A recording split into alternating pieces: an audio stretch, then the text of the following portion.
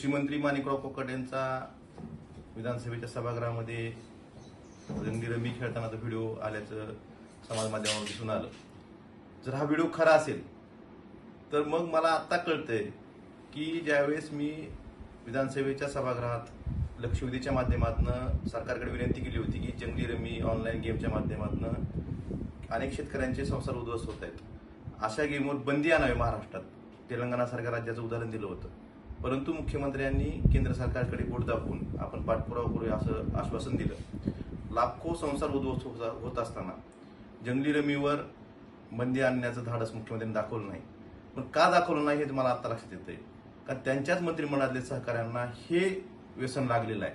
मग ह्या व्यसनाच्या माध्यमातून सभागृहात एका बाजूला शेतकरी कर्जमाफीची वाट बघतोय, बोगस बियाणं खताच्या बाबतीत एवढा मोठा प्रश्न तयार झालेला आहे.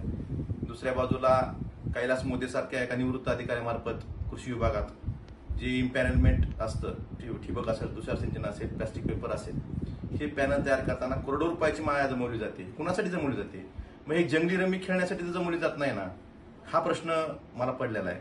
त्यामुळं आता तरी म्हणजे एका बाजूला रोज शेतकरी आत्महत्या करतायत आणि जर कृषी मंत्री सभागृहात ज्या ठिकाणी सर्वसामान्य शेतकऱ्यांचे प्रश्न सोडवण्यासाठी ते सभागृह असतं, अशा ठिकाणी जर असे प्रकार होत असतील तरी महाराष्ट्राचं दुर्दैव यापेक्षा कुठलं असू शकतं. त्यामुळे आता तरी मुख्यमंत्र्यांनी कृषी मंत्र्याचा राजीनामा घ्यावा आणि पार्टी विथ डिफरन्स आपण जे सांगता हे सिद्ध करून दाखवावं असंच मला वाटतं.